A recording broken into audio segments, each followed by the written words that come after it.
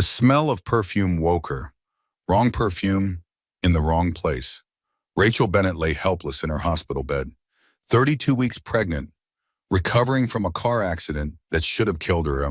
The intensive care unit hummed around her, machines beeping, keeping her alive, keeping her baby alive. But the woman standing at her bedside wasn't a nurse, Mayon. You think because you're pregnant, he'll stay? Vanessa, her husband's assistant. No, more than that, much more than that. He would have left you months ago if you hadn't trapped him. Rachel's heart monitor screamed. The baby's distress alarm blared. What Rachel didn't know yet, what she was about to discover, would shatter everything she thought she knew about her marriage, about her husband, about how close she came to never waking up at all. Because that car accident, it wasn't an accident, and her husband knew. This is the story of a woman who was supposed to disappear, who was supposed to be erased. But instead, she became impossible to ignore. This is Rachel's story. The sound of shattering glass wasn't what woke Rachel. It was the smell of perfume. Strong, expensive, wrong. Rachel floated somewhere between morphine and consciousness. The ICU hummed around her. Machines beeped their steady rhythm. One every second. Reliable. Safe. The fluorescent lights buzzed overhead. Too bright even through closed eyelids. 32 weeks pregnant. 3 days in the ICU, fractured ribs, concussion, baby stable, monitoring required. The doctors said she was lucky. The word felt strange. Nothing about this felt lucky. Her father hadn't left her side. Charles Bennett, 62 years old, built an empire from nothing, lost his wife 10 years ago. Rachel was his only child, his world. He'd been here every moment except when Margaret made him go home to shower. But he wasn't here now. The chair beside her bed sat empty. First time she'd been alone since the accident. The perfume cut through the antiseptic. Sharp, floral, not hospital smell, not nurse smell. Wrong. Rachel tried to open her eyes. They wouldn't cooperate. Heavy, sticky. The morphine pulled her down even as her brain screamed to wake up. A figure moved at her bedside, closer than a nurse would stand. The machines beeped faster, Rachel's heart rate climbing.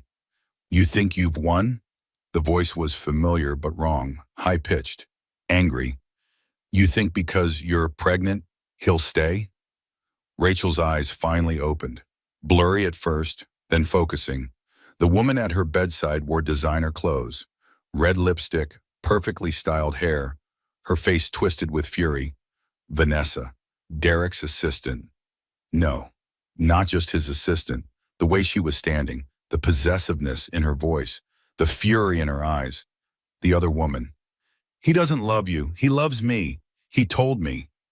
Rachel tried to speak, but her throat was sandpaper. The call button. Where was the call button? Her hands searched the blanket. Tubes and wires tangled around her fingers. He would have left you months ago if you hadn't gotten pregnant on purpose. You trapped him. The words landed like fists. Trapped him. Derek had said those exact words. September 14th, the night she told him about the baby. He'd apologized immediately. Said he was stressed about work. She'd believed him. She always believed him. Vanessa's hand gripped the IV pole, her knuckles white. You had everything. The name, the father with money, the perfect life, and you're so weak you can't even keep your husband interested. Rachel found her voice, barely a whisper. Get out. Or what? You'll tell Derek I visited his poor wife in the hospital? He already knows I'm here. The machine started beeping faster, louder. Rachel's heart rate spiking. The numbers on the monitor climbing. 120, 130, 140. He feels sorry for you, that's all. Obligation. When that baby is born, he'll be gone within a year. Men always leave eventually, but I'll still be there. Vanessa reached toward the bedside table, knocked the water pitcher. It crashed to the floor. Water spread across the tile. The sound echoed in the quiet ICU. Footsteps. Running. Fast. Dr. Helen Garrett burst through the door. She took in the scene instantly. Unknown woman at bedside, patient in distress, alarm screaming. Security, now! Her voice cut like steel. Two security guards appeared within seconds. They moved toward Vanessa. She backed toward the door, slowly, deliberately, like she had all the time in the world. This isn't over. Rachel couldn't answer, couldn't breathe. The truth was expanding in her chest like broken glass. All the pieces she'd refused to see, all the signs she'd ignored, they were cutting her from the inside. Dr. Garrett pressed the emergency call button. More nurses arrived. They surrounded Rachel's bed, checking monitors. Adjusting machines, their voices calm but urgent. Blood pressure 160 over 110. Heart rate 150. Baby's heart rate dropping. 110, 105. I need you to calm down for the baby. Now Garibaldi's voice was close to Rachel's ear. Just breathe, in and out. That's all you need to do right now. The baby, Olivia. Rachel had chosen the name weeks ago. Derek said it was fine. He said everything was fine. He lied about everything. Her father's voice filled the hallway. Charles Bennett didn't raise his voice often. He didn't need to, but now his words carried like thunder through the ICU. Someone explained to me how an unauthorized person gained access to my daughter's room. Rachel did what she always did when overwhelmed. She counted. The ceiling tiles, 27, the beeps of the monitor, slower now, coming down. Her heartbeats, still too many, too fast, but better. She counted until the panic receded. Until she could breathe without feeling like she was drowning. Until the morphine pulled her back under. The last thing she heard was her father's voice, close now, at her bedside. Baby girl, I'm here. You're safe now. But she wasn't safe. She knew that now. She'd never been safe.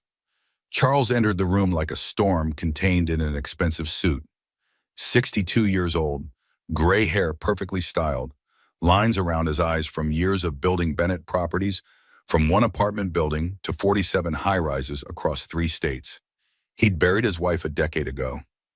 Raised Rachel alone. She was everything to him. Baby girl? His voice broke on the words. He only called her that when he was scared. Dad, I'm okay. You're not okay. Your blood pressure is 160 over 110. The baby's in distress, and someone just assaulted you in the intensive care unit. She didn't touch me. She just... Rachel stopped. What had Vanessa done exactly? Yelled, told the truth. Dura. Told him all, Garrett interrupted. Mr. Bennett, I need to examine Rachel. Privately. I'm not leaving. I'm her doctor. You're leaving. They stared at each other. Two immovable forces. Charles nodded once, stepped into the hallway. The door closed behind him. Dr. Garrett pulled a chair close. She'd been an ICU physician for 20 years. 47 years old. She'd seen everything. Her voice softened, but her eyes stayed sharp. Do you know her? Rachel nodded. How? She works with my husband. The silence spoke volumes. Rachel, I need to ask you something, and I need you to be honest with me. Has your husband been violent with you? What? No, never. Has anyone in your life made you feel unsafe? I'm safe. I mean, I was in a car accident, but that wasn't... Rachel stopped. Wasn't what? Wasn't intentional? The light was green. She was certain the light was green. The woman who was just here, she threatened you. She was upset. She's having an affair with your husband. Not a question, a statement. Hearing it from a stranger made it real. Dr. Garrett didn't know Derek, didn't know Rachel, didn't know their marriage, but she saw the truth in 30 seconds. I think so, yes. How long have you known? I don't know, maybe 3 months, maybe longer. The signs were all there, but I'm pregnant, and I thought after the baby. Her voice broke. I thought things would get better after the baby. Things never get better after the baby. They magnify. Whatever is broken stays broken. Just louder. Garrett handed her tissues, waited while Rachel cried, didn't rush her, didn't tell her it would be okay. Just sat there, present, solid. I'm going to be very direct with you. That woman came here to intimidate you. She succeeded. Your blood pressure is dangerous for you and the baby. I'm filing a report. A report? Security report, possibly police report. She committed assault. She didn't touch me. Assault doesn't require physical contact. Threatening behavior that causes fear of harm, especially toward a vulnerable person in a hospital bed. Rachel, you could have gone into premature labor. The stress alone. The door opened. Charles returned with a man Rachel didn't recognize. Tall, late 40s, quiet. He moved like he was cataloging everything. Every detail. Every person. This is Thomas Caldwell, head of security for Bennett Properties. Former detective. Thomas nodded at Rachel. Mrs. Morrison, I need to ask you some questions about what happened. The next 20 minutes blurred. Thomas took notes in a small black notebook. Dr. Garrett added her observations. Clinical, precise. Charles made phone calls, his voice low and controlled, the voice he used right before destroying someone. Rachel watched it all from the hospital bed, her body here, her mind somewhere else, floating above the scene, observing. The door opened again. Nina burst in. Rachel's best friend since college, 34 years old, graphic designer, still in her work clothes, paint on her fingers, green and blue today. Oh, honey. Nina's voice cracked. She rushed to the bedside, took Rachel's hand, squeezed. Charles called me. She was here. Vanessa was here. I know. How did you know? Nina looked away, looked back, her eyes filled with tears. I've known about her for 6 months. I've been trying to figure out how to tell you, especially with the baby coming. I'm so sorry. I should have told you. The betrayal stacked like layers. Derek, Vanessa, Nina knew. Who else knew? How many people had been keeping secrets? Does everyone know? No, I don't think so. I only found out because I saw them together at that restaurant in the financial district, the one with the rooftop bar, the way he touched her back. Nobody who wasn't sleeping together touches someone like that. Rachel closed her eyes. 6 months. She got pregnant 7 months ago. He was with Vanessa before the baby, during the baby, the whole time. He was with her when we made this baby. Oh, Rachel. I thought I was losing my mind, the distance, the phone always face down, working late, coming home smelling like perfume. I asked him, 3 times I asked him directly. He said I was hormonal. He said pregnancy was making me paranoid. She did what she always did when she felt crazy. She wrote it down. Every suspicion, every excuse Derek gave, every time she second-guessed herself. The notebook was at home in her nightstand, purple, college ruled, filled with her own handwritten proof that she wasn't imagining things. Nina held her tighter. You're not crazy. You were being gaslit. Charles returned. His face told Rachel everything before he spoke. Derek's on his way. He doesn't know about the incident yet. I thought you should decide how to handle this. What do you mean? Do you want to see him? The question hung in the air. The machines beeped. The baby kicked. Strong, angry, like she knew. No, Charles nodded once. I'll tell him. Dad, wait. Rachel's voice was stronger now, clearer. Let him in. We're going to do this now. Everyone turned. Charles frowned. Nina squeezed her hand. Dr. Garrett moved closer to the monitors. Are you sure? Charles asked. I'm sure. I need to see his face. I need to say it while I still have the courage. Derek Morrison arrived at 7 p.m. Rachel heard his voice before she saw him. Smooth, concerned. The voice he used with clients, not the voice he used at home anymore. I came as soon as I could. Meetings ran late. Charles stood at the door, blocking. Did they? Is she awake? Can I see her? She doesn't want to see you. Silence, then Derek's laugh, uncomfortable, confused. I'm sorry, I don't understand. I'm her husband. You're many things. Husband is one of them. Do you want me to list the others? Rachel could hear it all through the partially open door. She should feel something, fear, anger. Instead, she felt nothing. Empty, the shock finally wearing off into numbness. Charles, I don't know what Rachel told you, but she's been under tremendous stress. The pregnancy has been difficult. Hormones, don't. Charles's voice dropped to a register Rachel recognized, the voice he used right before destroying someone in business. Don't you dare blame this on her hormones. I'm not blaming anything on anyone. I'm just saying the accident was traumatic, and maybe she's confused about, Your mistress attacked and harmed her in the ICU 2 hours ago. The silence stretched so long Rachel wondered if Derek left. Then his voice, different now, defensive. Vanessa isn't my mistress. Really? Is that the lie we're going with? She's my colleague. If she came here, I'm sure she was just concerned. She threatened my daughter. She caused enough stress that Rachel's blood pressure spiked and put the baby at risk. There's security footage. There are witnesses. Would you like to see it? Rachel heard footsteps. Derek trying to move toward her room, Charles blocking him. Get out of my way. Or what? You'll do what? Exactly. She's my wife. And that's supposed to mean something coming from you? Dr. Garrett emerged from the nurse's station. Gentlemen, this is an intensive care unit. Lower your voices or leave. Derek saw his opportunity. Tried to go around Charles. Nina stepped out of Rachel's room, positioned herself in the doorway. She said no, Derek. He stopped, stared at Nina like he was seeing her for the first time. This doesn't concern you. Everything about Rachel concerns me.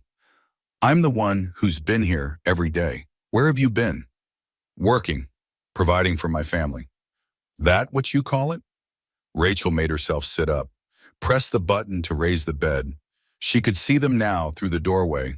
Derek in his $1,000 suit, her father in his $15,000 suit, Nina in paint-stained jeans, Dr. Garrett with her arms crossed. Let him in. Everyone turned. Charles frowned. Rachel, let him in. We're going to do this now. Derek entered slowly, like approaching a wild animal, his face arranged in concern, the face she fell in love with 7 years ago. 36 years old, dark hair, blue eyes, handsome in a way that made people trust him. He'd been different then. Or maybe he wasn't. Maybe she was. Baby, I'm so sorry. When I heard about the accident, I got here as fast as I could. You got here 3 hours after the accident. I was in a meeting upstate, no cell service. Right, upstate, with Vanessa. His face didn't change, not a flinch, not a tell. He was good at this. She wondered how long he'd been good at this. Vanessa is, stop, just stop. Rachel's voice sounded different to her own ears, flat, done. I don't want to hear whatever you're about to say. I don't want explanations or excuses. I want you to leave. Rachel, you're upset. The accident is the only reason I'm seeing things clearly. Do you know what happens when you lie in an ICU bed for 3 days?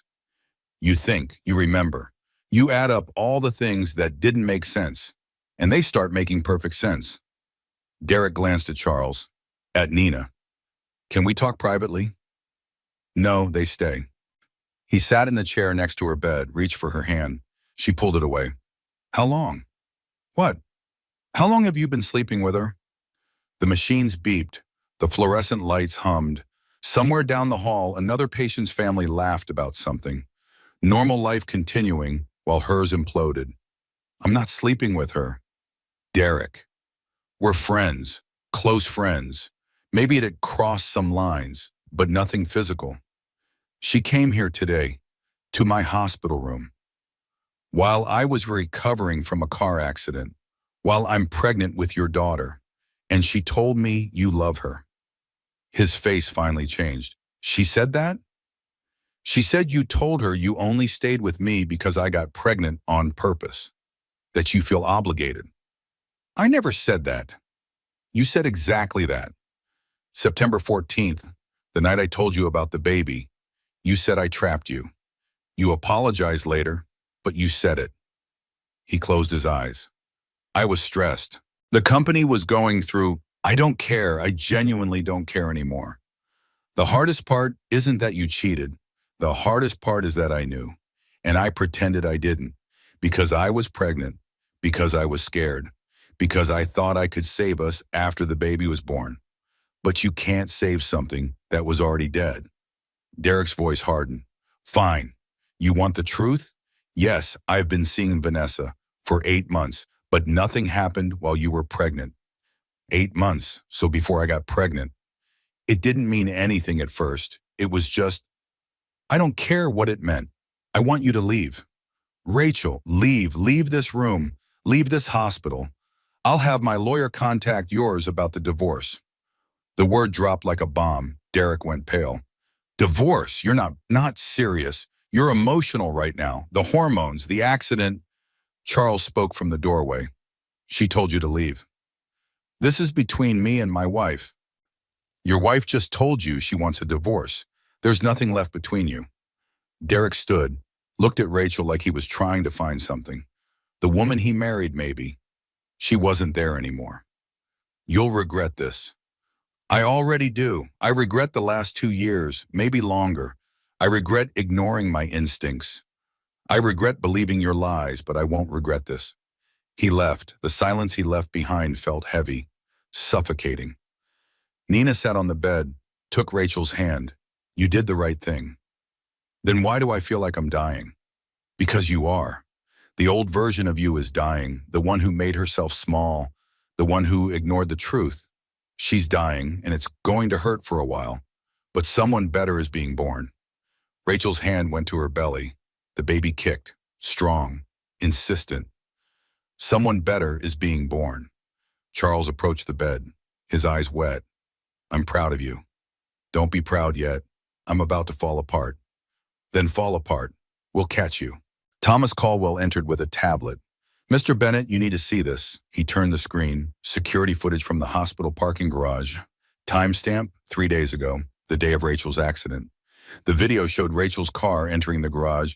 Then Derek's car. Behind Derek's car, a red BMW. Vanessa's car. The angle changed, showed Rachel walking to her car. Derek and Vanessa standing by his car, talking. Vanessa gesturing angrily. Derek trying to calm her. Rachel got in her car, started backing out. Vanessa got in her car, followed Rachel's car out of the garage. Charles's voice went ice cold. Tell me that doesn't show what I think it shows. Thomas's expression didn't change. I've already called the police. They'll want to examine Rachel's car more thoroughly. The accident report said she ran a red light.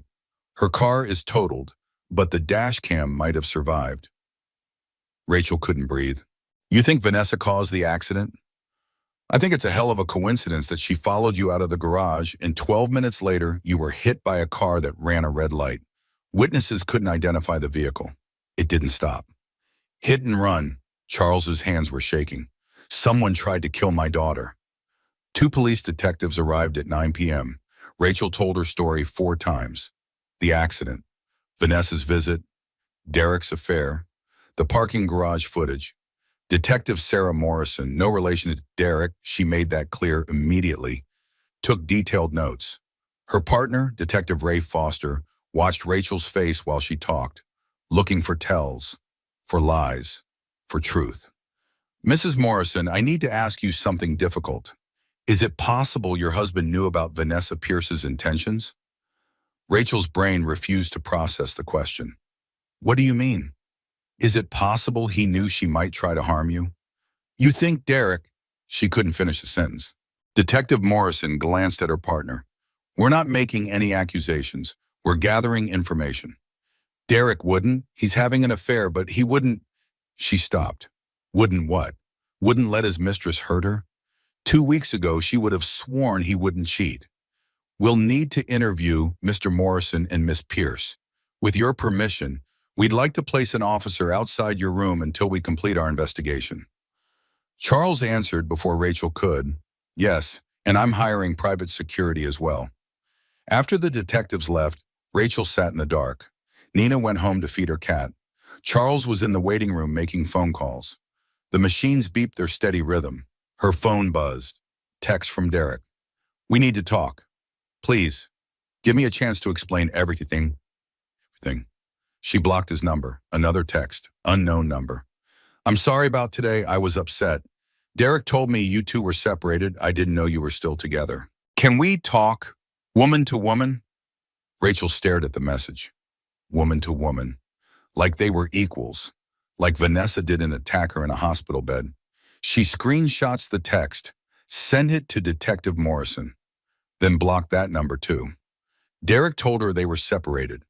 For 8 months, while I was pregnant, while I was planning our daughter's nursery. He was building a whole separate life. The door opened. Margaret Walsh entered with an overnight bag. Charles's executive assistant, 68 years old, worked for him for 35 years. She was at Rachel's college graduation, her wedding. She brought soup when Rachel had the flu. Your father thought you might want your own things. I stopped by your house. How did you get in? I have a key. You gave me one last Christmas, remember? For emergencies. Margaret sat on the edge of the bed. I also packed some of Derek's things. Enough for a week. Your father's lawyer is filing a restraining order tomorrow morning. Derek won't be able to return to the house. That's where I live. It's where you both live. The house is in your name. Your father bought it for you as a wedding gift. Derek has no legal claim to it. Rachel didn't know this. How did she not know this? I never looked at the deed. Derek made sure of that, I suspect. Margaret's voice was gentle but firm. Men like him need control. Making you feel powerless is part of it. I'm not powerless. I know, but you forgot for a while. You are remembering now. Margaret pulled items from the bag. Rachel's own pajamas, her favorite blanket, the purple notebook from her nightstand. I saw this, thought you might want it. Rachel took the notebook, flipped through pages of her own handwriting. Dates, whims, Derek's excuses, her doubts, the record of her own slow unraveling. I wrote everything down, like a crazy person. Like a smart person, documentation. Your lawyer will want this. I don't have a lawyer. You do now. Susan Mitchell, Thomas's sister. She specializes in high-asset divorces. Margaret smiled slightly. And in destroying men who underestimate women. Rachel did what she always did when the world tilted sideways. She made lists. Things to do, things to figure out, things to survive. She wrote in the notebook. 1. Divorce lawyer appointment. 2. Change locks on house. 3. Separate bank accounts. Call OB about stress effects on baby. Stop believing anything Derek says. Figure out how to be a single mother. Breath Margaret reviewed over her shoulder, and number 7 should be number 1. I don't know how to breathe through this. Yes, you do. You're breathing right now. They sat in silence. The monitors beeped. The hospital continued around them. Someone laughed in the hallway. Life didn't stop just because yours was ending. Rachel's hand found her belly. The baby kicked. Margaret's hand covered hers. She's strong. She has to be.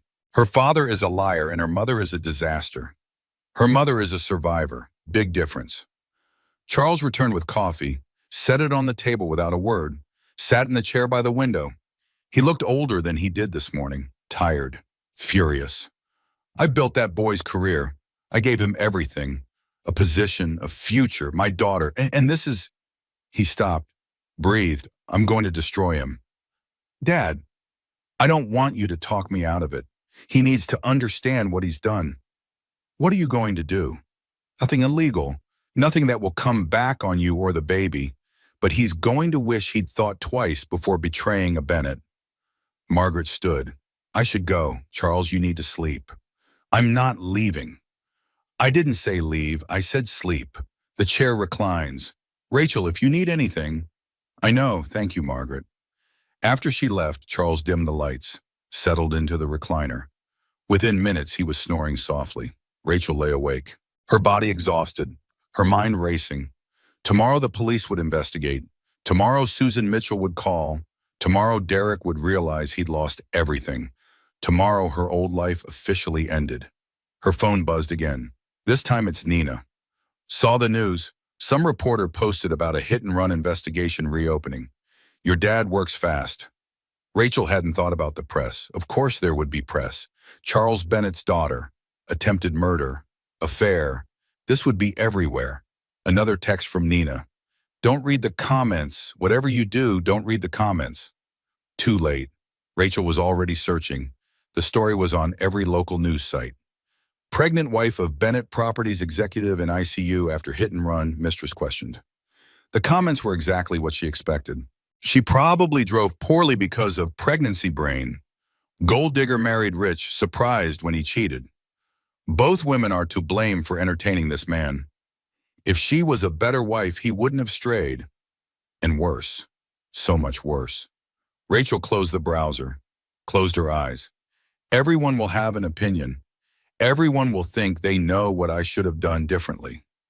None of them were there. None of them felt what I felt. None of them matter. The baby kicked hard enough to make her gasp. Olivia, fighting, angry, alive. You and me, baby girl, we're going to be okay. She didn't believe it yet, but she said it anyway. Practice for believing. Rachel was released from the ICU on day 5. Moved to a regular maternity floor for monitoring. She could walk now. Slowly. Her ribs still screamed with every breath. The police had questions. So many questions. Detective Morrison returned with news. They recovered Rachel's dash cam. The footage was grainy but usable. It showed Rachel stopping at a red light, the light turning green, Rachel proceeding through the intersection. Then impact from the passenger side.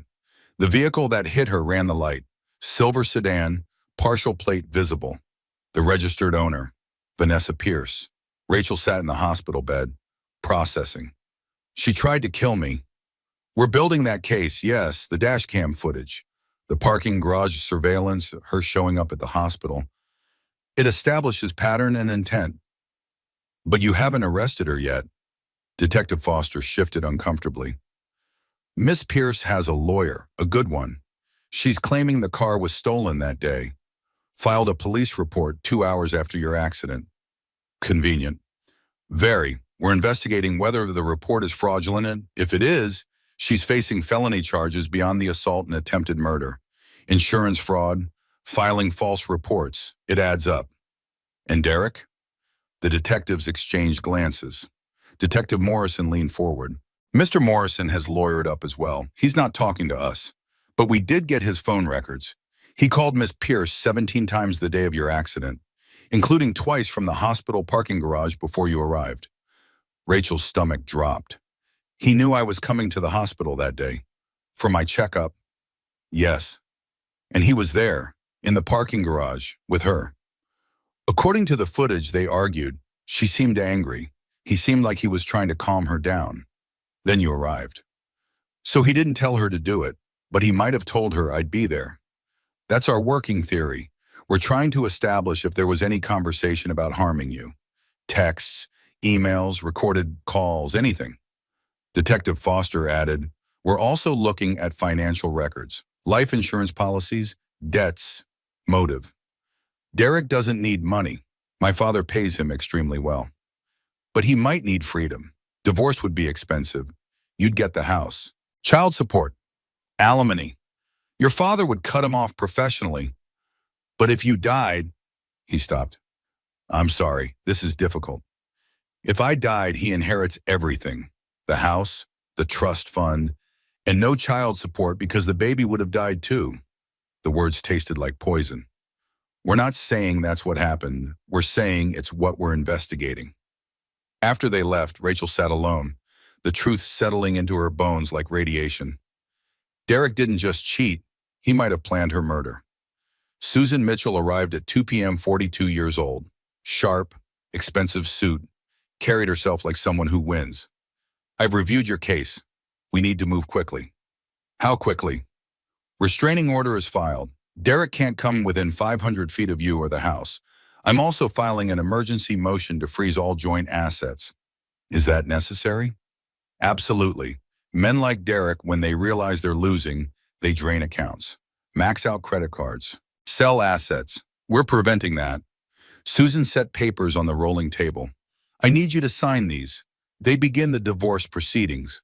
We're citing adultery, emotional abuse, and abandonment. Abandonment? He wasn't here when you were in the ICU. He was with his mistress. In New York, that's abandonment. Rachel signed. Her hand shook, but her signature was clear. What about Olivia? Custody? We're asking for full physical and legal custody with supervised visitation only. Given the investigation into the hit and run and his relationship with someone who assaulted you, the court will likely grant it. He's her father. He's under investigation for conspiracy to commit murder. Let me handle him. You focus on staying healthy and keeping that baby safe. Fury flooded Rachel's body, hot, cleansing. She'd been so focused on the hurt, the betrayal, the humiliation. But now rage took over. I want everything, the house, full custody, alimony. I want him to lose his job. I want him destroyed. Susan smiled, not kindly. Now we're talking. Your father and I are already working on the professional destruction. But legally, let's be strategic. We want enough to hurt him, not so much that it looks punitive. Judges don't like vindictive ex-wives. Even when their ex-husbands tried to kill them, especially then. We need you to be the victim who rose above, the dignified woman who just wants what's fair. Can you do that? Rachel thought about Vanessa in her hospital room, about Derek's lies, about the dash cam footage, about her daughter growing inside her. Innocent of all this damage. I can be whatever I need to be. Good, because Derek's lawyer is already spinning this. They're going to paint you as an unstable, paranoid wife having a breakdown. The pregnancy, the accident, your father's influence. They'll say you're being manipulated. By my own father? Rich men control their daughters. That's their narrative. We need to counter it with the truth. You're a grown woman who found evidence of an affair, who survived an attempt on her life, who's protecting her child. That's our story. Over the next 2 hours, Susan outlined the strategy. File for divorce, freeze assets, secure custody, build the case for attempted murder, separate everything in Rachel's life from Derek's. It's going to get ugly. He's going to fight, especially if the police charge him with anything. Men like him don't go quietly. Let him fight. I'm done being quiet. Charles arrived as Susan was leaving. He looked grim. Derek's been fired. What? Effective immediately. Terminated for cause. Violation of company ethics policy. Specifically the clause about personal conduct that reflects poorly on Bennett properties. You can do that? I can do anything I want. It's my company. His lawyer is already screaming wrongful termination. Let him scream. I have documentation of his affair with a subordinate employee. Vanessa worked under him. That's a power differential. Sexual harassment liability. No court will rule in his favor. What about Vanessa? Also fired. I wanted to wait until the police investigation concludes, but my board insisted. We can't have someone under investigation for attempted murder on our payroll. Rachel should feel victorious. Instead, she felt numb. This is going to destroy him. Yes. Good. Charles sat beside her, took her hand. I need you to understand something. This isn't revenge. This is protection. Derek has already shown he's willing to hurt you. We're making sure he can't do it again. By ruining his life? By giving him consequences. There's a difference, or there was. Rachel did what she always did when she needed to remember who she is. She called her mother. Except her mother died 10 years ago, so she talked to her anyway, in her head. Where all the important conversations happen. Mom, I don't know how to do this. Yes, you do. You've always known. You just forgot for a while. I'm scared. Good. Fear means you're paying attention. Use it. He might have tried to kill me. Might have? Baby, he absolutely did. The question is what you do about it. What would you do? I'd burn his world down and plant flowers in the ashes. But I was always more dramatic than you. Rachel laughed, then cried. Charles pretended not to notice. That night, alone again, Rachel searched Derek's name. The news was everywhere. Bennett Properties executive fired amid affair scandal. Pregnant wife's hit-and-run investigation expands to include husband. Billionaire father destroys son-in-law's career after daughter's attack. The comments were different now. Good. Men who cheat deserve to lose everything. I hope they throw him in prison. The father is a hero. Finally, consequences for these trash men. And still the victim blaming, she must have known and stayed for the money. She got pregnant to trap him. Karma. Rich people problems. Rachel closed the browser, learned her lesson this time. Other people's opinions were heavy. She couldn't carry them. Dr. Garrett checked on her before shift change. How are you feeling, physically? Tired, sore, angry. The anger is healthy. Use it to heal, not to hurt yourself. How do I do that? You turn it into boundaries, into standards, into a promise to yourself that you won't accept less than you deserve ever again. What if I don't know what I deserve? You're figuring it out, day by day, decision by decision. You chose to leave him. That's a good start. After Dr. Garrett left, Rachel made another list. Things I deserve. 1. A partner who doesn't lie. A home that feels safe. A daughter who grows up knowing her worth. 4. A life that isn't filled with secrets. To trust my instincts. To be believed when I say something is wrong. To take up space without apologizing. To be enough exactly as I am. She stared at the last one, crossed it out, wrote it again. To be enough exactly as I am. I am enough exactly as I am. She said it out loud, tested how it sounded. Foreign, wrong, like wearing someone else's clothes. She said it again. I am enough exactly as I am. Again, I am enough, until it started to feel less like a lie. Rachel went home on day 7. The house felt different, empty, too big, echoing. Margaret arranged for a cleaning service, fresh flowers in every room. The nursery finished. Olivia's name in wooden letters above the crib. Everything perfect, everything wrong. Derek's things were gone. His side of the closet empty, his office stripped, like he never existed. Except he did exist. For 7 years he existed. And now he was a ghost in her own house. Rachel walked room to room, trying to feel something. Relief? Victory? Freedom? She felt nothing. Nina stayed the first 3 nights, brought Thai food, didn't ask questions, just existed in the space. Present, solid. You don't have to stay. I know, I want to. Why? Nina considered the question. Because when my mom died, people left me alone to grieve. They thought I needed space. But space is just another word for isolation. I needed someone to sit with me in the dark. So I'm sitting with you. I'm not grieving. Yes, you are. You're grieving the marriage you thought you had, the future you planned, the person you thought Derek was. That's all real loss. Rachel's eyes filled.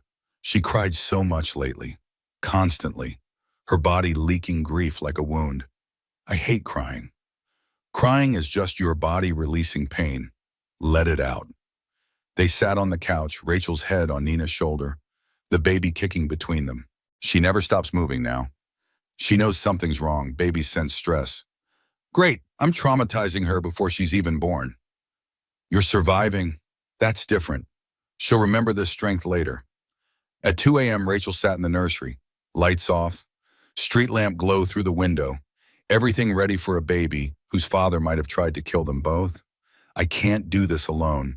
Single mothers do it every day, but I can't. I'm not strong enough. I'm not brave enough. I'm barely holding together. The baby kicked hard, painful, insistent. I know you're there. I know you're counting on me, but I'm terrified I'm going to fail you before you even arrive. She put both hands on her belly, the hardness, the life. Your father doesn't love me. Maybe he never did. And I stayed. I stayed because I was scared and comfortable and convinced myself it was enough. I taught you that was normal. That was acceptable. And I'm so sorry. The kicking stopped, then started again, gentler, like a response. But I'm trying to be better, to do better, for both of us. The doorbell rang. 2:30 a.m., Rachel froze. Footsteps, Nina going to check, voices. Then Nina appeared in the nursery doorway. It's the police, they have news. Detective Morrison and Foster stood in the living room. Their faces told Rachel everything before they spoke. We arrested Vanessa Pierce an hour ago. Rachel sat, her legs wouldn't hold her. For what? Attempted murder, vehicular assault, filing false reports. The stolen car report was fraudulent. We have witnesses who saw her driving that day. Her phone GPS puts her at the scene of your accident.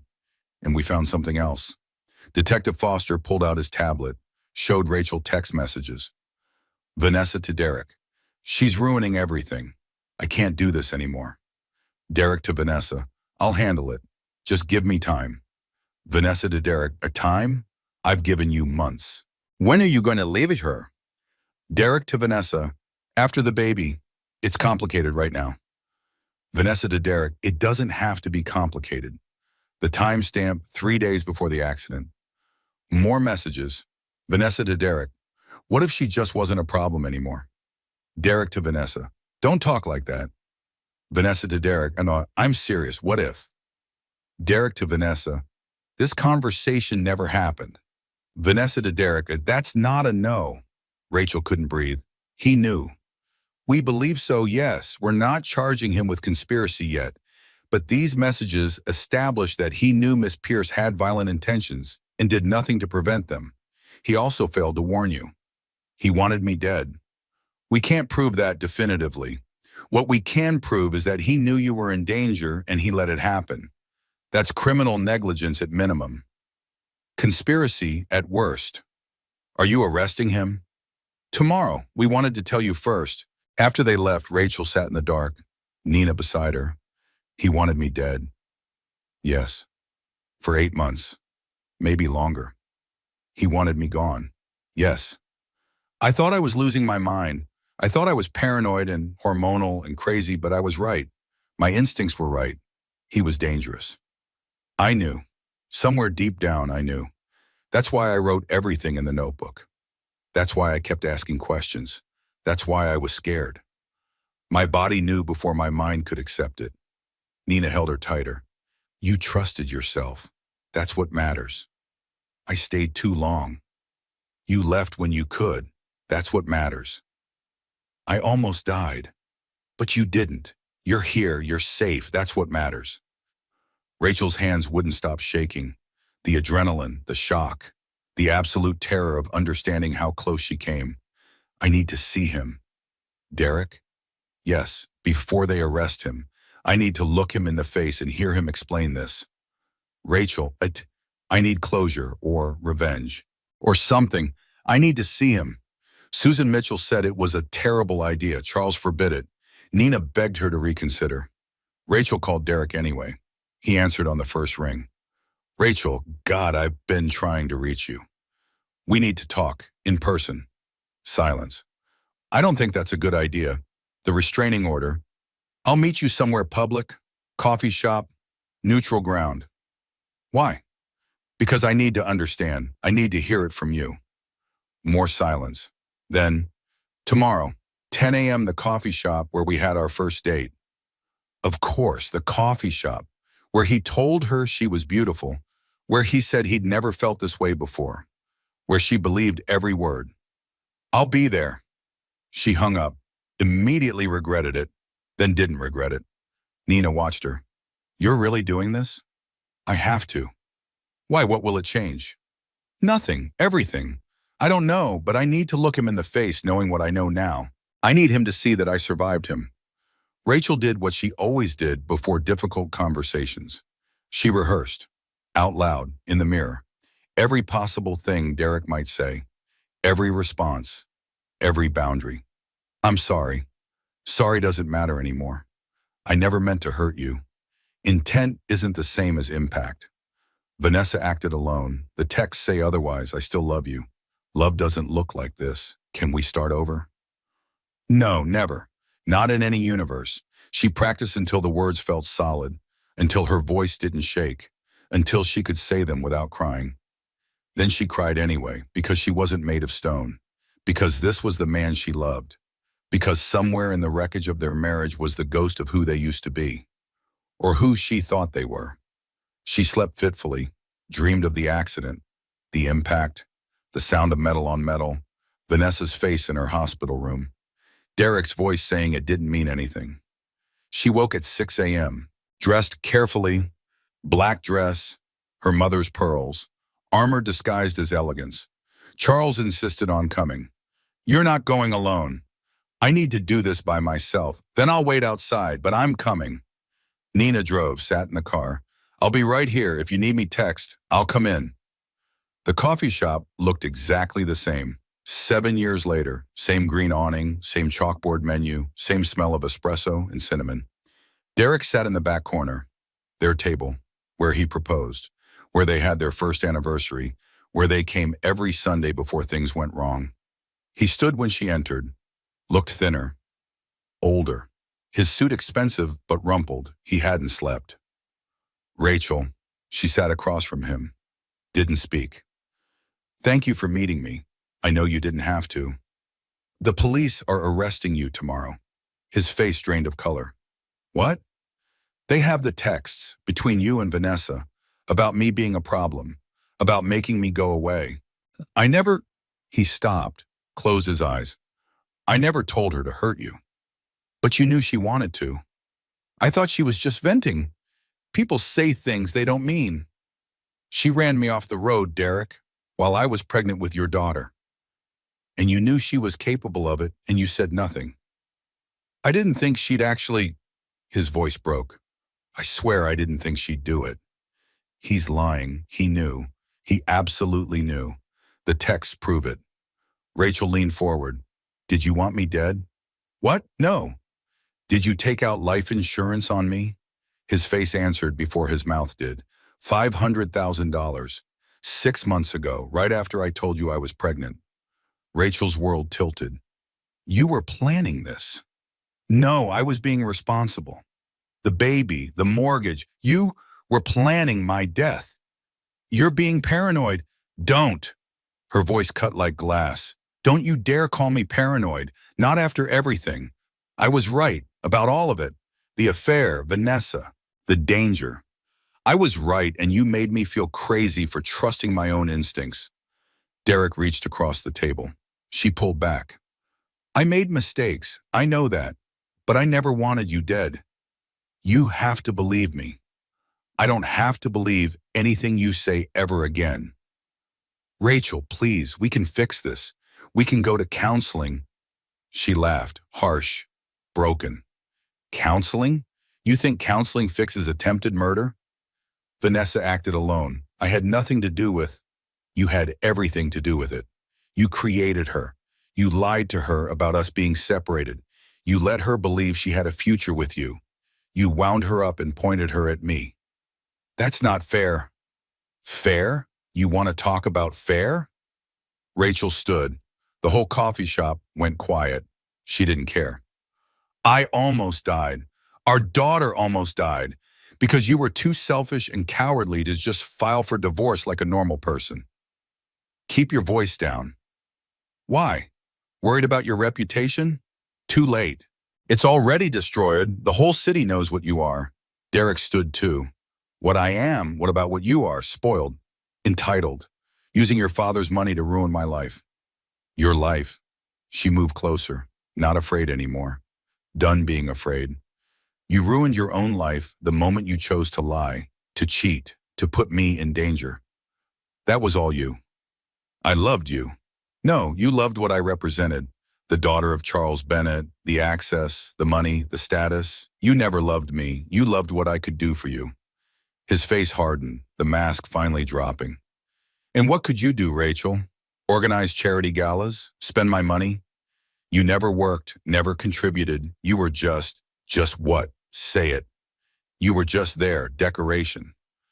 A wife because I was supposed to have one. There it is, the truth. After 7 years, he finally said what he really thought. Rachel felt something shift inside her. Not breaking, settling. The last piece of grief clicking into place. Thank you. What? Thank you for finally being honest. It makes leaving so much easier. She turned to walk away. He grabbed her arm. We're not done. Yes, we are. I'm her father. You can't keep me from my daughter. Rachel looked at his hand on her arm, looked at his face. Take your hand off me. He didn't. His grip tightened. The coffee shop door opened. Charles entered, took in the scene instantly. Remove your hand from my daughter. Derek dropped her arm, backed up. This is a private conversation. There are no private conversations anymore. Everything you say, everything you do will be used against you. Starting now, this is witness intimidation. Assault. I'm calling the police. Derek's face went white. She came here willingly. And she's leaving now. You're going to sit down, finish your coffee, and think about all the choices that brought you here. Then tomorrow you're going to put on your best suit and turn yourself in. Because if you run, I will find you. And what the legal system does to you will be gentle compared to what I'll do.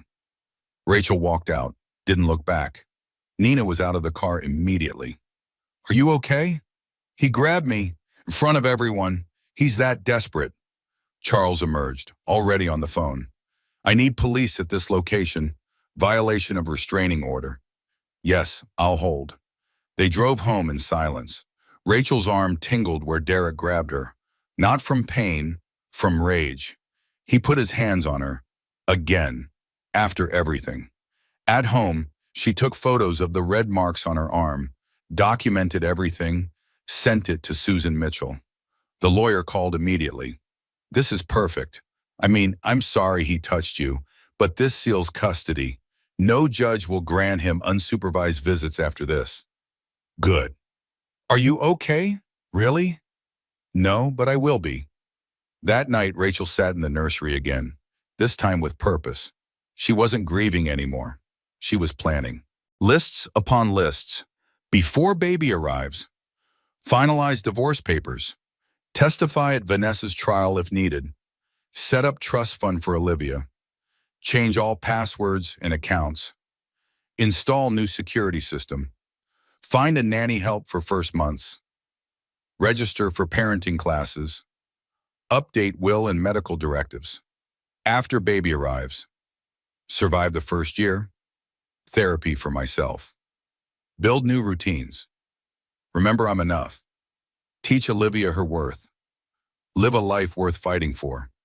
She taped the list to the nursery wall. Visible. Concrete. Proof that she had a plan beyond survival. The baby kicked, hard, angry, strong. I know it's a lot, but we're going to make it, somehow. Nina found her there an hour later. You need to sleep. I can't sleep. My brain won't stop. Then talk. Tell me what you're thinking. Rachel looked at her friend, her only constant in the chaos. I'm thinking I wasted 7 years. I'm thinking my daughter will grow up without a father. I'm thinking I'm about to be a single mother at 33 with a destroyed marriage in a criminal trial and everyone watching and judging. And I'm thinking, her voice broke, I'm thinking I'm going to be okay anyway. Not today, not tomorrow, but someday. I'm going to look back at all this and understand why it had to happen. You are, I promise you are. How do you know? Because I know you. You don't quit. You never quit. They sat in the nursery until dawn, not talking, just existing together. The baby moving between them, the city waking outside. A new day starting whether Rachel was ready or not. She wasn't ready, but she was here. And sometimes that was enough. Derek was arrested at 6 a.m. Rachel didn't watch the news. Didn't need to. Margaret texted her a single message. It's done. Vanessa's trial date was set for 3 months away. Rachel would have given birth by then. The lawyer said that might work in their favor. Jury sympathy for a new mother. Rachel hated that her trauma was being strategized, but she understood the game. Justice wasn't about truth. It was about convincing 12 strangers. Susan Mitchell filed for emergency custody hearing. The evidence was overwhelming. The text, the life insurance, the restraining order violation. Derek's lawyer argued for joint custody. The judge laughed, actually laughed. Mr. Morrison is under investigation for conspiracy to commit murder against his pregnant wife. I'm granting temporary full custody to Mrs. Morrison. Mr. Morrison will have supervised visitation rights, 1 hour per week in a facility with a court-appointed supervisor present. Derek's face crumbled. Rachel felt nothing. The first supervised visit was scheduled for 2 weeks away. Rachel was 35 weeks pregnant, exhausted, enormous, done. She met Charles for lunch at his office, the top floor of Bennett Tower, 40 stories of glass and steel, her father's kingdom. How are you feeling? Like a whale, an angry whale. He smiled, first genuine smile she'd seen from him in weeks. Your mother was the same way. The last month she couldn't get comfortable, couldn't sleep, couldn't stop eating pickles. I don't like pickles. You will. Give it time. They ate in comfortable silence. The city spread below them. Rachel thought about Derek down there somewhere, fired, arrested, waiting for trial. Do you hate him? Charles considered the question. I hate what he did, what he put you through. But hate requires energy I don't want to give him. He's irrelevant now. I wish I felt that way. You will. It takes time. First, you have to stop loving him. Then you have to stop hating him. Then he just becomes a person you used to know. How long did it take you with Mom? Different. She died. I never stopped loving him, but I had to stop being angry that she left. That took years. Rachel's hand went to her belly. Olivia kicked. Strong. Constant. I'm terrified I'm going to mess her up. You will. All parents do. The goal isn't perfection. It's presence. Show up. Be honest. Love her even when she's difficult. That's it. That's it? That's everything. Rachel did what she always did when feeling powerless. She took control of one small thing, asked Margaret to order Olivia's clothes, hung them in the nursery by color, rainbow spectrum, perfect order from chaos. That night, Rachel's first therapy session. Dr. Amanda Winters, recommended by Dr. Garrett, specializes in trauma and pregnancy. Tell me about the accident. Rachel recounted it, the whole story, the affair, the attack, the text, the arrest, all of it. Dr. Winters listened, didn't interrupt. When Rachel finished, she asked one question. What do you need to forgive yourself for? What? You keep saying you should have known, should have left sooner, should have protected yourself better. What do you need to forgive yourself for? Rachel started crying, couldn't stop.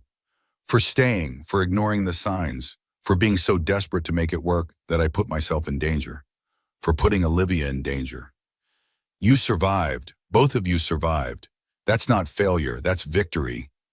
It doesn't feel like victory. Not yet, but it will. Rachel left the session exhausted, wrung out. But something had shifted, slightly, imperceptibly, like the first crack in ice before spring. The next week, Vanessa's lawyer contacted Susan Mitchell. They wanted a plea deal. In exchange for testimony against Derek, reduced sentence. She's willing to testify that he explicitly asked her to harm you, that he promised they'd be together after you were gone, that he gave her your schedule. Rachel sat in Susan's office, processing, is it true? I don't know, but juries love co-conspirator testimony. If she testifies, Derek goes to prison for years. And if she doesn't, he might walk. Criminal negligence is hard to prove without direct evidence. What do you think I should do? Susan leaned back. I think you should do whatever lets you sleep at night. This isn't about revenge. It's about safety. If Derek walks, he has parental rights. He can fight for custody. He can make your life hell for 18 years. Rachel looked out the window, the city below. Somewhere down there, Vanessa sat in jail. Derek sat in his lawyer's office. Both of them destroyed by their own choices. Tell them yes, she can testify. You're sure? I don't have to forgive him to heal. Forgiveness isn't required for moving forward. I just need to stop letting him live rent-free in my head. Charles threw Rachel a baby shower, small, intimate. Nina, Margaret, Dr. Garrett, a few college friends, no one from Derek's side of the family. They chose him. The gifts were practical. Diapers, wipes, bottles, a breast pump. Things Rachel didn't know she needed. Things mothers tell each other. You'll need witch hazel pads. Trust me. Get the nipple cream now before the hospital. Sleep when the baby sleeps is terrible advice. Do laundry when the baby sleeps. Rachel absorbed it all. The wisdom, the humor, the solidarity. These women had been where she was going. They survived. She would too. That night, Rachel walked through the house, really looked at it for the first time since coming home. It was hers, completely hers. No Derek, no lies, no fear. She stood in the living room, the room where he proposed, where they opened Christmas presents, where she told him she was pregnant. All those memories, real and false, tangled together. She moved to the nursery. This room had no memories of him. He never came in here, never helped paint, never assembled furniture. This room was hers and Olivia's alone. She started painting. 2 a.m. couldn't sleep anyway. A mural on the wall above the crib. Mountains, sky, stars. A little girl climbing, reaching, strong. Nina found her at 4 a.m. What are you doing? Painting our future. Nina picked up a brush. They painted until dawn, the mural growing, transforming. By the time the sun rose, it was done. A little girl on a mountain, arms raised, victorious. She's going to love this. She's going to know she can climb anything. Vanessa's trial began on a Tuesday. Rachel was 37 weeks pregnant. Dr. Garrett cleared her to attend, with conditions: lots of water, frequent breaks, leave immediately if contractions start. The courtroom was packed. Press, spectators, Derek in the back row. He stared at Rachel's belly, his daughter, the child he'd never held. Rachel didn't acknowledge him. The prosecutor was efficient, brutal. She laid out the case methodically. The affair, the texts, the parking garage footage, the dash cam, the hospital attack, the fraudulent police report. Then she called Rachel to testify. Rachel walked to the witness stand, swore to tell the truth, the whole truth. She did. For 90 minutes, she recounted every detail: the affair she suspected, the gaslighting, the accident, waking up to Vanessa at her bedside, the threats, the fear for her unborn child. The prosecutor showed the dash cam footage. The courtroom watched in silence as Rachel's car was hit, as it spun and as it crashed. Rachel watched too, saw her own death in third person the moment Vanessa tried to erase her. How did it feel, Mrs. Morrison, knowing someone tried to kill you while you were pregnant? Rachel looked at Vanessa, really looked at her, the other woman, the mistress, the woman who wanted her gone. It felt like waking up. I'd been asleep for years, making excuse, ignoring my instincts. That accident shattered more than my ribs. It shattered every illusion I'd been living with. Did you ever think your husband was involved? Yes. And when did you start to suspect? When I saw the texts, when I learned about the life insurance, when I realized he knew I was in danger and said nothing. He didn't pull the trigger, but he loaded the gun. Derek's lawyer objected. The judge overruled. The defense tried to paint Rachel as vindictive, rich, spoiled, a woman scorned using her father's money for revenge. Rachel didn't take the bait. I'm not vengeful. I'm a mother protecting her child. There's a difference. The defense called character witnesses, people who said Vanessa was kind, driven, ambitious, not a killer. The prosecutor destroyed them on cross-examination. Then Vanessa took the stand. She was different, smaller.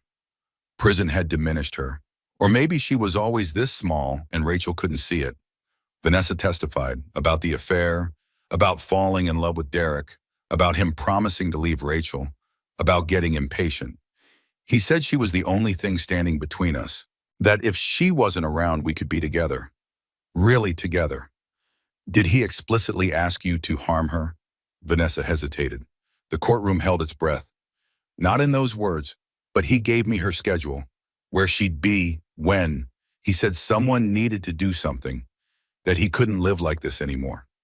The courtroom erupted. The judge called for order. Derek's face was white. Rachel felt nothing. She already knew. The testimony just confirmed it. The defense cross-examined, tried to discredit her. She's lying for a plea deal. She's obsessed. She acted alone. Vanessa didn't crack. I loved him. I did what I thought he wanted, but I won't go down alone for his cowardice. The trial lasted 3 days. The jury deliberated for 6 hours. Verdict: guilty on all counts. Attempted murder, vehicular assault, filing false reports, assault in a hospital. Sentencing was immediate, 15 years. Vanessa didn't react, just stared at Derek as she was led away. Outside the courthouse, reporters swarmed. Rachel shielded her belly. Charles ran interference. No comment, no comment. Give the lady space. In the car, Rachel finally exhaled. It's over. The trial is, Derek's trial starts in 2 months. Will I have to testify again? Probably, but you've already told your truth. The second time is easier. Rachel looked down at her belly, the baby moving, active, strong. None of this touches you, I promise. None of his poison touches you. Rachel didn't celebrate the conviction. She simply exhaled. Justice wasn't victory, it was just closure. Rachel went into labor at 37 weeks, 3 a.m. Her water broke while she was sleeping, soaked the sheets. Contractions started immediately. She called Charles first, then Nina, then the hospital. Stay calm, time the contractions. We'll send an ambulance. I don't need an ambulance. My father is coming. Charles arrived in 15 minutes, must have broken every speed limit. Found Rachel in the bathroom, breathing through contractions. Baby girl, let's go. I'm scared. I know, I've got you. The drive to the hospital blurred. Contractions every 3 minutes. Rachel counting ceiling lights in the hospital hallway. Wheelchair, elevator, labor and delivery floor. Dr. Garrett was already there. I told him to call me when you came in.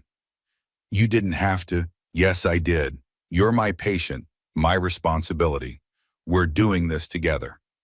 18 hours of labor, the longest 18 hours of Rachel's life. Nina arrived at hour 4, brought ice chips, held Rachel's hand, didn't leave. Charles paced, made calls, pretended he wasn't terrified. Rachel could see through him. He'd never looked more scared. Hour 8, Rachel broke. I can't do this. I can't. It hurts too much. I want an epidural. I want a C-section. I want this to stop. Dr. Garrett checked her. You're at 7 centimeters. You're in transition. This is the hardest part. But you're almost there. I can't. Yes, you can. Charles knelt beside the bed, took her hand. You are the strongest person I know. You survived Derek. You survived Vanessa. You survived an assassination attempt. You can survive this. That was different. No, it wasn't. This is just another thing you're fighting through, and you always win. Always. Hour 12, the urge to push. Dr. Garrett positioned, nurses ready, Nina on one side, Charles on the other. On the next contraction, I need you to push, hard as you can, 10 seconds. Rachel pushed, screamed, felt like she was splitting in half. Good. Again. Breathe. Push. Again and again and again. Hour 18. One final push. Then a cry. Sharp. Angry. Alive. It's a girl. Rachel already knew, but hearing it made it real. They placed Olivia on her chest. Tiny. Perfect. 8 pounds. Full head of dark hair. Screaming her arrival into the world. Rachel touched her daughter's face. Counted her fingers. Her toes. Everything perfect. Everything intact. Hi, baby girl. Hi, Olivia. I'm your mom. I've been waiting for you. Olivia stopped crying, looked at Rachel, eyes wide, like she knew. We made it. Both of us. We're here. We're safe. And I promise you, I promise, no one will ever hurt you the way they tried to hurt me. You're going to grow up knowing your worth, knowing your strength, knowing you don't need anyone's permission to take up space. Charles was crying. Nina was crying. Dr. Garrett was smiling. She's perfect. She's everything. That first night, Rachel held Olivia in the hospital room. Everyone had gone home, just the two of them, mother and daughter. Your father isn't here. He's in jail. He made terrible choices, and he's paying for them. But you, Rachel kissed Olivia's forehead. You're innocent, pure. You get to start fresh. No damage, no trauma, just possibility. Olivia made a small noise. Content. I'm going to mess up. I'm going to make mistakes. But I promise I'll always show up, always tell you the truth, always believe you when you say something is wrong. I promise you'll always have a voice, always have value, always have me. The sun rose through the hospital window, pink and gold, a new day, a new life. Rachel took a photo, her and Olivia, both exhausted, both beautiful, both survivors. She posted it with one caption: New beginnings. 6 months, half a year. Olivia could sit up now, laughed, reached for things, had opinions about everything. Rachel was different too, stronger, clearer, still tired, always tired, but it was a different tired, earned tired, purpose tired. 3 a.m. feeding. Rachel rocked Olivia in the nursery, the mural on the wall, the girl climbing the mountain. Olivia stared at it, fascinated. That's you someday. climbing, conquering, fearless. Olivia grabbed Rachel's finger, squeezed, her grip surprisingly strong. You have good hands, strong hands. You'll need them. The house was different now, full of life, baby gear everywhere, bouncer in the living room, playmat in the den, bottles drying in the kitchen. Rachel's art studio was back, corner of the guest room, easel, paints, canvas. She worked during naps, 15 minutes here, 20 minutes there, creating. Her gallery show was successful. More galleries wanted her work, museums, collectors. Rachel's trauma had value in the art world. She was uncomfortable with that, but she needed the money, needed the independence. So she painted, sold, created. Derek's trial had ended, guilty of conspiracy to endanger, criminal negligence, 3 counts of reckless endangerment, sentence 5 years, eligible for parole in 3. Rachel watched him led away in handcuffs. She felt nothing. He was just a man who made terrible choices, a stranger who used to be her husband, irrelevant now. The divorce was finalized when Olivia was 2 months old. Rachel took her maiden name back, Bennett. Olivia would have it too, only Bennett. Derek's visitation rights were supervised. Once a month, he rarely used them. The rejection from his daughter, the reminder of everything he lost. It was too much. Rachel didn't care. Olivia didn't need a father who only showed up when convenient. She needed people who chose her, every day, without question. First time taking Olivia outside alone. 6 weeks old, Rachel terrified, stroller, diaper bag packed with everything. Walk around the block. She made it to the corner before panicking. What if Olivia needed something? What if she was hungry? What if someone tried something? Deep breath, keep walking. You can do this. She did. They did. 1 block became 2. 2 became 10. Soon they were walking daily. Rain or shine, Rachel and Olivia, finding their rhythm, running into an old friend from college. Amy, hadn't seen her in years. Rachel, oh my God, I heard about everything. How are you? Rachel knew what she meant, the accident. The trial, Derek, everything. I'm good. We're good. Amy looked at Olivia. She's beautiful. Congratulations. Thank you. And Derek, I heard he was sentenced? 5 years, but we're divorced. It's just me and Olivia now. Amy's face shifted. Pity, judgment, something. That must be so hard, doing it alone. Rachel straightened. I'm not alone. I have family, friends, support. And honestly, it's easier than doing it with someone who didn't want to be there. Amy stammered, changed the subject, made excuses to leave. Rachel pushed the stroller home, proud. She stood up for herself, for her choice, for her life. I spent so long being Derek's wife that I forgot how to be Rachel. Now I'm remembering, slowly, painfully, but I'm remembering who I was before him and becoming who I was always meant to be. At 2 a.m., unable to sleep, Rachel did what she always did when overwhelmed. She cleaned the kitchen drawers, organized by frequency of use, measuring cups by size. Tupperware lids matched perfectly. Control where she could find it, order from chaos. Her mother had done the same thing. Maybe all women did when their worlds fell apart. Create one small, perfect thing. Nina found her at 3 a.m. What are you doing? Creating order. The drawers were fine, but now they're perfect. Nina helped. They organized the entire kitchen. By the time the sun rose, everything had a place. Feel better? Actually, yes. Rachel started painting again. Small pieces, Olivia's face, her hands, the nursery, the moment she chose herself, the moment she chose Olivia. A local gallery reached out. They heard about her story, wanted to feature her work. Trauma and Transformation series. Rachel said yes. She painted her truth, the accident, the hospital, the nursery, the moment she chose herself, the moment she chose Olivia. The pieces sold out opening night. A reporter asked, what inspired this work? Rachel looked at Charles holding Olivia, her daughter, her reason. I inspired it. I almost died, almost let someone erase me. These paintings are proof I'm still here, still creating. still becoming who I was always meant to be. A woman approached her at the park, late 30s, kind eyes, baby in a stroller. I saw your gallery show, the Trauma and Transformation series. It was powerful. Thank you. I went through something similar, different details, same damage.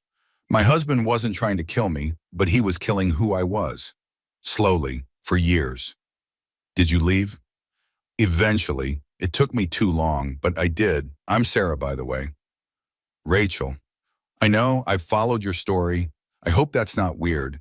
It's just, you gave me courage. To leave. To fight for custody. To rebuild, so thank you. Rachel didn't know what to say. Her tragedy helped someone. Her survival inspired someone. You're welcome, I think. I don't feel inspiring most days. You don't have to feel it to be it. They exchanged numbers. Made plans for a play date. Rachel drove home with something unfamiliar blooming in her chest. Hope. Rachel did what she always did when life overwhelmed her. She made lists, but this time they weren't about surviving. They were about thriving. Dreams, goals, possibilities. Rachel's list. Year 1. Keep Olivia healthy and happy. 2. Sell 10 more paintings. Move past survival into living. Make at least one new friend. Travel somewhere with Olivia. Buy something impractical just because. 7. Laugh more than I cry. 8. Remember I'm enough. She taped it to the refrigerator. Visible, concrete. Proof that she wasn't just surviving anymore. She was living. Olivia's first birthday approached. Rachel planned a party. Small. Family. Nina, Margaret, Dr. Garrett, Pero and her daughter, Charles and his new partner, Eleanor, a quiet, kind woman who treated Rachel with respect. The house was decorated, pink balloons, cake, presents. Olivia in a tiny dress Margaret picked out. Rachel watched it all. This life she built from rubble. This family she created from fragments. A year ago, she was in the ICU, 32 weeks pregnant, afraid, broken, unsure if she'd survive. Now she was here. Strong, whole, clear. Derek didn't come to the party. His visitation rights were reduced further at his request. Once every 3 months now. Supervised. He couldn't handle it. The rejection from his daughter. The reminder of everything he lost. Rachel didn't care. Olivia didn't need a father who only showed up when it was convenient. She needed people who chose her. Every day, without question. After the party, after everyone left, Rachel put Olivia to bed, read her favorite book, kissed her forehead. Happy birthday, baby girl. You made it a year. We made it a year. Olivia yawned, closed her eyes, trusting completely that she was safe. Rachel stood in the doorway, watched her daughter sleep, marveled at this tiny human who saved her life by giving her a reason to fight. The doorbell rang, 9 p.m. Charles at the door, forgot Eleanor's purse. Come in. He retrieved it, didn't leave immediately. You did good today. The party, Olivia, everything. I'm trying. You're succeeding. You know that, right? You're not just surviving anymore. You're thriving. Rachel considered this, thriving. Is that what this is? I have good days and bad days. Everyone does. But you're here, you're building, you're creating. You're raising an incredible daughter. That's thriving. After he left, Rachel walked through the house, her house. No ghosts now, no memories of Derek. Just her life, her space, her future. She stopped at the coffee shop, the one where she confronted Derek, where she reclaimed her voice. Same table, same coffee, but everything was different. Olivia in a high chair, eating puffs, making a mess, happy. Rachel sipped her coffee, looked around. This place used to mean something. Pain, betrayal, the end of her marriage. Now it was just a place where coffee happens. She'd reclaimed it, not through anger, not through revenge, just by existing here, living, moving forward. A barista approached, young, friendly. Excuse me, are you Rachel Bennett, the artist? Yes. I saw your show. It changed my life. Seriously. I was in a bad relationship. Your paintings gave me courage to leave. Rachel smiled. I'm glad. That's all any of us can do. Tell our truth. Hope it helps someone else tell theirs. Derek's lawyer called. He wanted to discuss parental rights. Mr. Morrison would like to voluntarily relinquish his parental rights. He feels it's in Olivia's best interest. Rachel sat, processing. What does that mean? It means he's signing away all legal rights and responsibilities. No custody, no visitation, no financial obligation. You would have sole custody. He would have no legal claim to Olivia. Why? He says he can't be the father she needs, that she deserves better. Rachel should feel something. Anger? Vindication? Relief? She felt sad for Olivia, for the father she wouldn't have, for Derek, for the man who destroyed everything good in his life. I need to think about it. She called Susan Mitchell. What do you think? I think it's the best outcome. He's out of your life completely. No custody battles, no future manipulation. Clean break. But Olivia will have you. Charles, Nina, Margaret, a village. She won't lack for love or support. And someday when she's old enough, you can tell her the truth. That her father wasn't capable of being present. That his absence wasn't about her, it was about him. Rachel agreed, signed the papers. Derek relinquished his rights. It was over. Completely over. Dr. Garrett invited Rachel to coffee, not as doctor and patient, as friends. How are you, really? Rachel considered the question. Honest answer. I'm okay. Actually okay. Not fake okay. I have hard days, days where I'm exhausted, days where I miss having a partner. But I don't miss him. I don't miss the lies. I don't miss who I was with him. That's growth. Is it?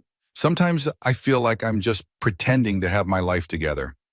Everyone is. Nobody knows what they're doing. We're all just hoping we don't completely mess up our kids. Rachel laughed. Real laugh. Full. Free. I spent so long thinking my story was about a woman whose husband betrayed her, but it's not. It's about a woman who saved herself and her daughter. It's about transformation, not revenge. They talked for hours about motherhood, about medicine, about life after trauma, about hope. Rachel drove home with something solid in her chest, peace. She finally understood that the prison door had been unlocked all along.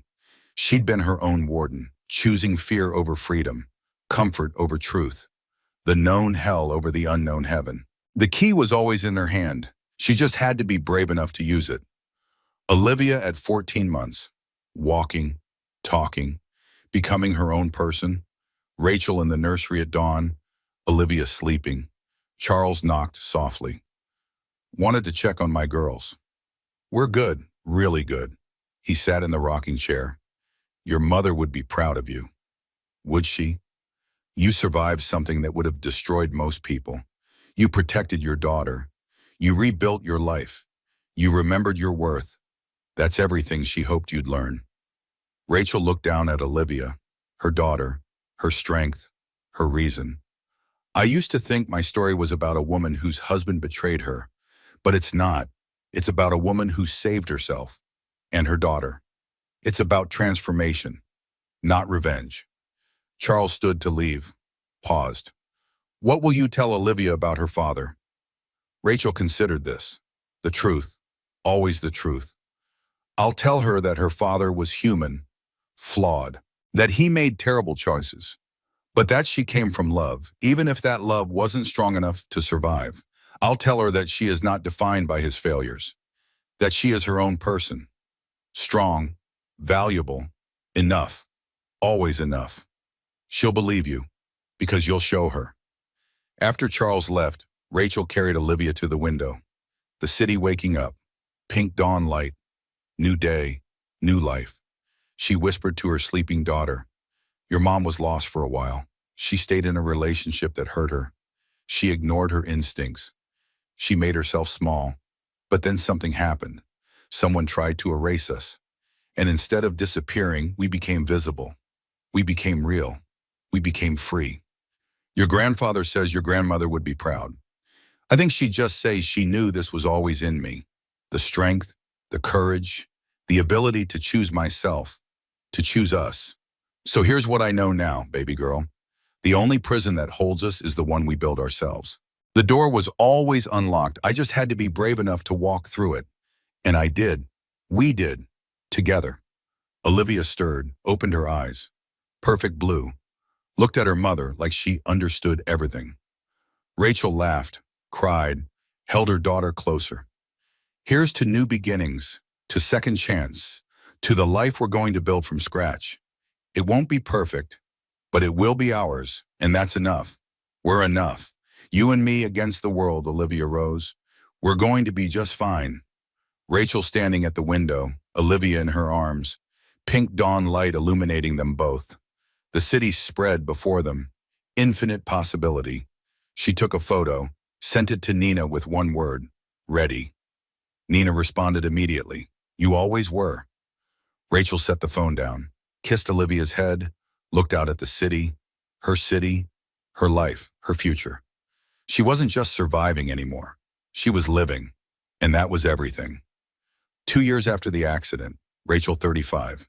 Olivia 2 years old, running, talking in full sentences, asking questions about everything. Rachel's art career flourished.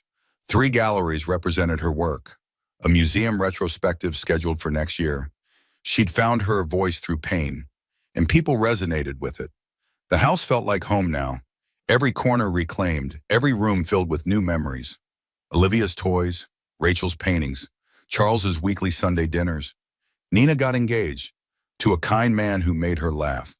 The wedding was planned for spring. Olivia would be the flower girl. Sarah became a real friend. Weekly play dates, coffee, the kind of friendship built on shared survival. They understood each other without explanation. Margaret retired, spent her days gardening and spoiling Olivia. Charles called her every day. They'd built something in the aftermath, something real. Dr. Garrett still checked in, monthly coffee dates. She'd become more than a doctor, a mentor, a friend. Living proof that you could witness trauma and still choose hope. Rachel ran into an old colleague from her art curator days. Before Derek. Before everything. Rachel, I heard you were painting now. Your work is incredible. Thank you. Are you happy? The question surprised her. Simple. Direct. Yes, I actually am. And she meant it. Olivia asked about her father for the first time at 2 years old. Why don't I have a daddy?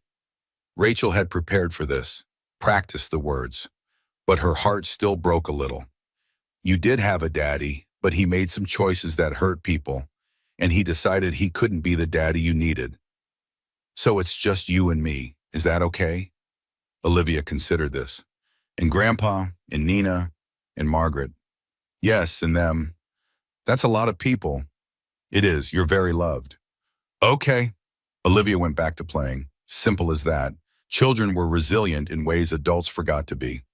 Rachel's therapy continued. Weekly, Dr.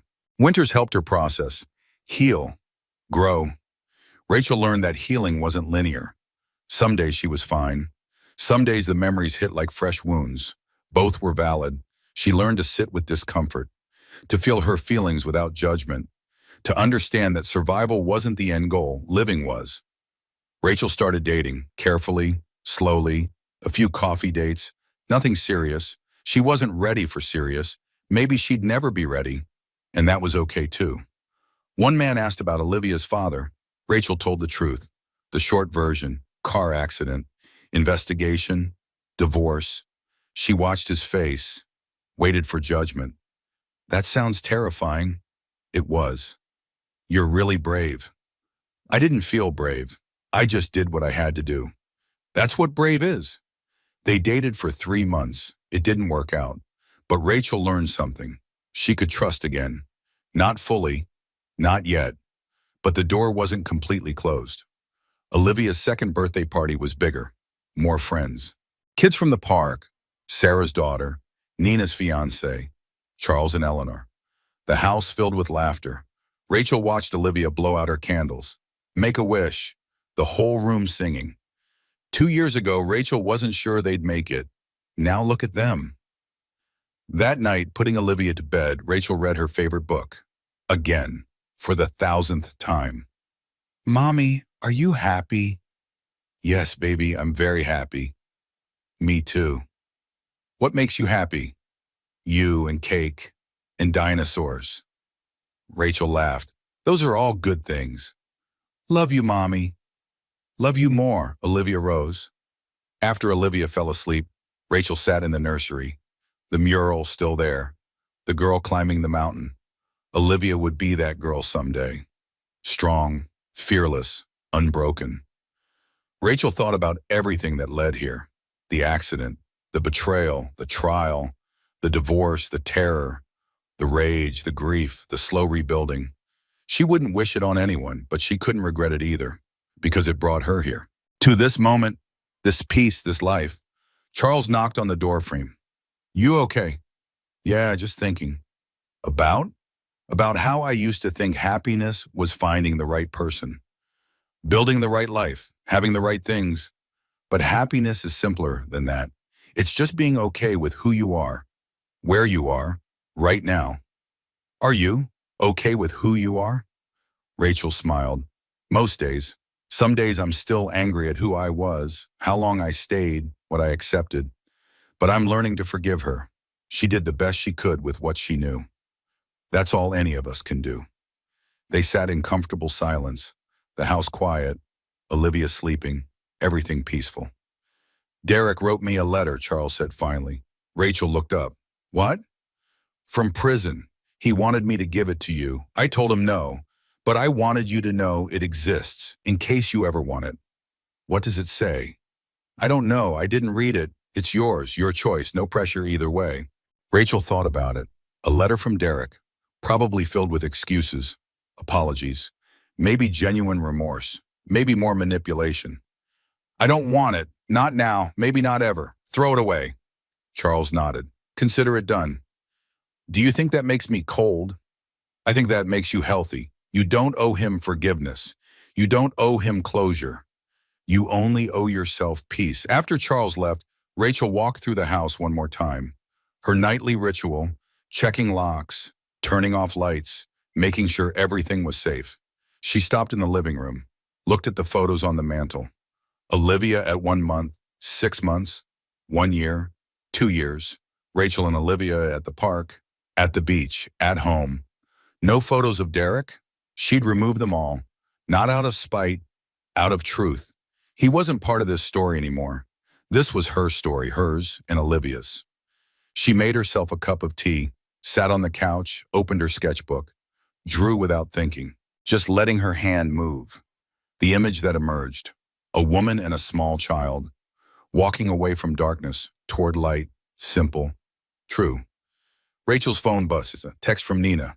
Hey, just wanted to say I'm proud of you. I know that's random, but I was thinking about where you were 2 years ago and where you are now. You're a warrior. Rachel smiled, texted back. Not a warrior, just a mom trying her best. Same thing. Maybe it was. Maybe survival and motherhood and choosing yourself every day was its own kind of warrior work. Rachel finished her tea, turned off the lights, climbed the stairs, checked on Olivia one more time. Still sleeping, still safe, still perfect. In her own room, Rachel got ready for bed, looked at herself in the mirror, really looked. 35 years old, tired, scarred, stronger than she'd ever been. You did good, she told her reflection. You're doing good. She believed it this time. Sleep came easily. No nightmares, no anxiety, just rest. Outside, the city continued. Lives being lived, choices being made. Some good, some terrible. The world kept turning. Inside, Rachel and Olivia slept. Safe. Together. Free. The next morning, Rachel woke to Olivia climbing into bed. Mommy, it's morning time. Yes, it is, baby. What are we doing today? Rachel pulled her close. Whatever we want. That's the best part. We get to choose. Can we go to the park? Absolutely. They got dressed, had breakfast, packed a bag, walked to the park hand in hand. Olivia ran to the swings. Push me, Mommy, push me high. Rachel pushed, watched Olivia soar, heard her laughter, joyful, free. This is it, Rachel thought. This is happiness. Not some grand achievement, not some perfect life. Just this. Ordinary moments, chosen moments, present moments.